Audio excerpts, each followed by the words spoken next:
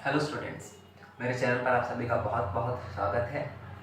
आज हम एक नई किताब शुरू करेंगे और इस किताब से पहले हमने अभी अब तक आपको 2 ग्रंथ पढ़ाए हैं इसी ग्रंथमाला की सीरीज में, जिसमें पहला ग्रंथ नाट्यशास्त्र का है, भरत मुनि द्वारा लिखा गया, और दूसरा है संगीत रत्नाकर। तो संगीत रत्नाकर पूरा का पूरा ग्रंथ हमने पिछली 2 वीडियोस में कंप्लीट कर लिया है। और अगर आपने वो दोनों वीडियोस नहीं देखी हैं तो डिस्क्रिप्शन में मैंने लिंक दे दिया है, आप वहाँ पर जाकर के उसको देख सकते हैं। और मैंने वो उतनी डेप्थ में पढ़ाया है कि अगर वहाँ से कोई भी क्वेश्चन आएगा तो जितने नोट्स हमने बनाए हैं उससे बाहर कोई भी प्रश्न नहीं होगा। ठीक है, तो आज हम एक नई किताब शुरू करेंगे जो नाट्यशास्त्र के बाद लिखी गई थी, दूसरी किताब थी और 5वीं शताब्दी के आसपास की किताब मानी जाती है। तो आप नोट्स बनाना शुरू करें। और आज हम जो किताब शुरू करने वाले हैं उसका नाम है दत्तिलम। तो जितने भी लोग तैयारी में लगे हुए हैं दत्तिलम किताब से परिचित होंगे। पहली चीज तो इस किताब से ज्यादा क्वेश्चंस नहीं पूछे जाते हैं। रेयरली कभी किसी कंपटीशन में प्रश्न पूछ लिया गया तो पूछ लिया गया, अन्यथा ज्यादा पूछा नहीं जाता। एक ये और एक नारदे शिक्षा, 2 किताब ऐसी हैं जिनसे कभी कभी प्रश्न आता है, लेकिन फिर भी हमें सिलेबस में है तो पूरी की पूरी किताब पढ़नी है। छोटी सी ये वीडियो होने वाली है और आज हम इस वीडियो में दत्तिलम को ही कवर करेंगे। तो चलिए नोट्स बनाना शुरू करते हैं। तो सबसे पहली चीज, दत्तिलम किसने लिखी है? दत्तिल ने। तो इसके लेखक दत्तिल हैं।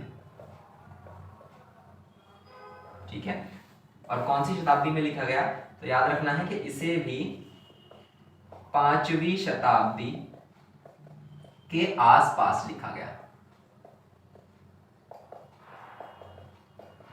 जब भी आप पढ़ेंगे ये शब्द जरूर मिलेगा, आसपास लिखा गया, क्योंकि अभी तक हमको सूचना नहीं मिल पाई है कि भैया ये किताब कब लिखी गई। तो हम ये कह देते हैं कि 5वीं शताब्दी के आसपास लिखा गया। तो अगर आपके ऑप्शन में 5th दिया होगा तो आप उसी पर टिक करके आएंगे। दत्तिल ने दत्तिलम को 5वीं शताब्दी में लिखा। ठीक है ना?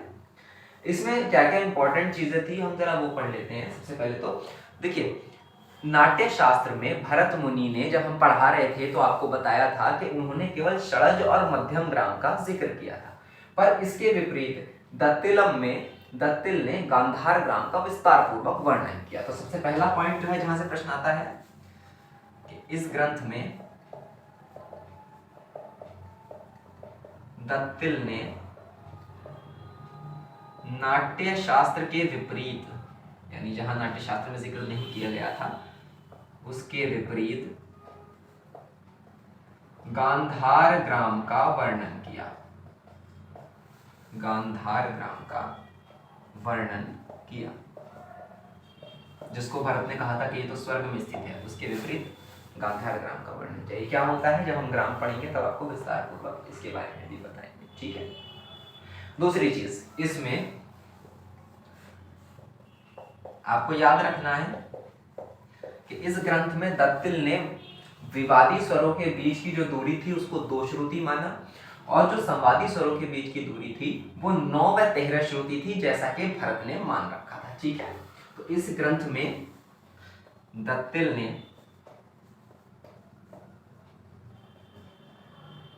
विवादी स्वर क्या होता है? वादी और संवादी स्वरों को छोड़कर जितने भी स्वर राग में प्रयोग होते हैं वो विवादी स्वर कहलाते हैं। वादी स्वर जो राग का सबसे इंपॉर्टेंट स्वर होगा, संवादी स्वर जो वादी स्वर के बाद दूसरा सबसे इंपॉर्टेंट स्वर होगा, और विवादी स्वर यानी वादी और संवादी को छोड़ करके जितने भी स्वर राग में लग रहे हैं वो सारे विवादी स्वर की श्रेणी में आएंगे। तो इस ग्रंथ में दत्तिल ने विवादी स्वर के बीच 2 श्रुति तथा संवादी स्वरों के बीच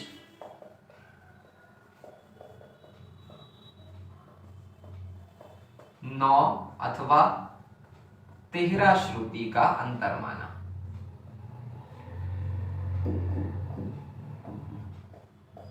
ठीक है, 9 अथवा 13 श्रुति का अंतर माना। नोट कर लीजिए क्या क्या चीज इंपॉर्टेंट है। सबसे पहले दत्तिलम किसने लिखी? दत्तिल ने लिखी, दत्तिल मुनि ने। कौन सी शताब्दी में? 5वीं शताब्दी में, 5वीं शताब्दी के आसपास लिखी। ग्रंथ में दत्तिल ने गांधार ग्राम का वर्णन किया। ठीक है, और विवादी स्वरों के बीच 2 श्रुति और संवादी स्वरों के बीच 9 अथवा 13 श्रुति का अंतर माना। इतनी चीजें काम की, इसे नोट कर लीजिए। ठीक है, अब आगे चलते हैं। अगला पॉइंट क्या था, देखिए भरत ने जाति के 18 लक्षण माने थे। ठीक है ना, 18 लक्षण, 18 जातियां मानी थी, सॉरी जाति के लक्षण नहीं, 18 जातियां मानी थी, जिसमें शुद्ध और विकृत दोनों प्रकार की जातियां थी। ठीक है ना, तो यहां पर भी इन्होंने जातियां 18 मानी है। ठीक है, दत्तिलम ने इस ग्रंथ में, दत्तिल ने 18 जातियां, आप ब्रैकेट में लिख भी सकते हैं, 18 जातियां किसके समान मानी, भरत के समान, भरत की ही तरह या भरत के समान मानी। ठीक है, इसको नोट कर लीजिए, रफ कर दें। चलिए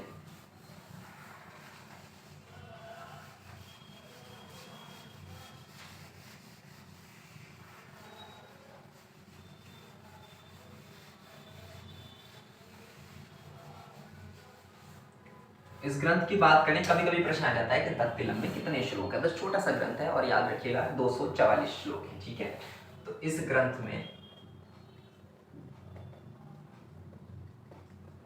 कुल 244 श्लोक है। ठीक है, 244 श्लोक है। सबसे इंपॉर्टेंट चीज जो प्रश्न में पूछी जाती है, इसमें पर इंपॉर्टेंट लिख लेंगे, दत्तिलम पुस्तक में दत्तिल ने इसमें मूर्छना के 4 भेद माने हैं, पूर्णा, शाल्वा और औड़ुविता और साधारणी। तो ये आपको याद रखनी है। ठीक है, इसमें मूर्छना के 4 भेद माने गए हैं, मूर्छना के 4 भेद माने गए।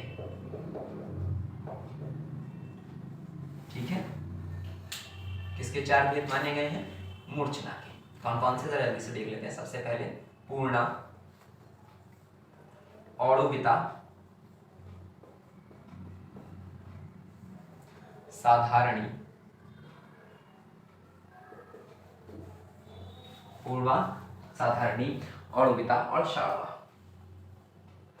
ये 4 भेद माने गए हैं मूर्छना। नोट कर लीजिए।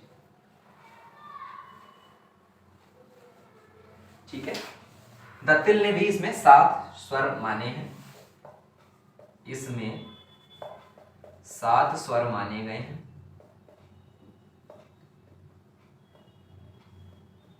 जिन्हें स्वर मंडल कहा गया है, जिन्हें स्वर मंडल, इन 7 स्वरों के ग्रुप को क्या कहा गया, स्वर मंडल कहा गया है। यह प्रश्न पूछा गया है। एक प्रश्न था टीजीटी पीजीटी की किताब में था शायद किसी में, कि दत्तिल मुनि ने 7 स्वरों को क्या कहा, तो उन्होंने स्वर मंडल कहा था। 7 स्वरों का जो ग्रुप है उसको स्वर मंडल कहा था। ये आपको याद रखना है। ठीक है, इंपॉर्टेंट में से एक है। ठीक है, इन्होंने इसके अलावा 22 श्रुतियां,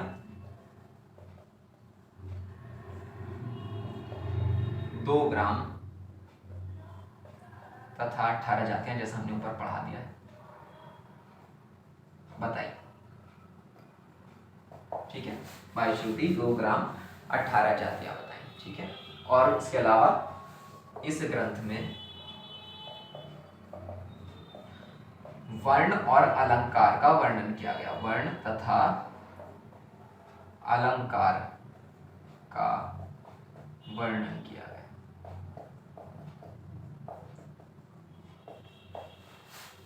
ठीक है,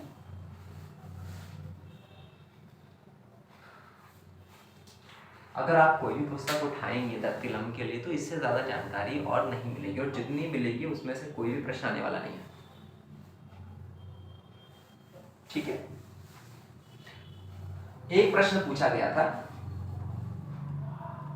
कि अप्राप्त ताल क्रिया भेद, ये एक शब्द है, अप्राप्त ताल क्रिया भेद दत्तिलम में किस नाम से जाना जाता है, तो ध्रुव नाम से जाना जाता है। इसको नोट कर लीजिएगा। ठीक है, प्रश्न था कि दत्तिलम में ध्रुव क्या है, या दत्तिलम में अप्राप्त ताल क्रिया भेद क्या है। तो इस ग्रंथ में अप्राप्त ताल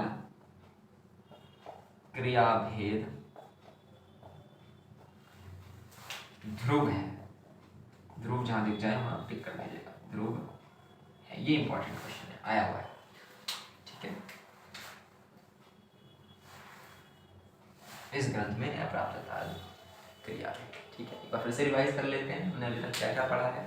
कि दत्तिलम ने ये जो पुस्तक लिखी, दत्तिलम ने दत्तिलम किताब लिखी, दत्तिल, ठीक है।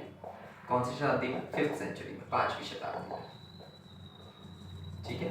5वीं शताब्दी में लिखा। इसमें नाट्य शास्त्र में जहां पर हमारा गांधार ग्राम का वर्णन नहीं किया गया था, तो गांधार ग्राम का इसमें वर्णन किया गया, ठीक है। विवादी स्वरों की दूरी 2 श्रुति मानी गई, और संवादी श्रुतियों में संवादी स्वरों की दूरी में 9 अथवा 13 श्रुति का अंतर माना गया, जो भरत के समान है, ठीक है। 18 जातियां मानी गई भरत की तरह।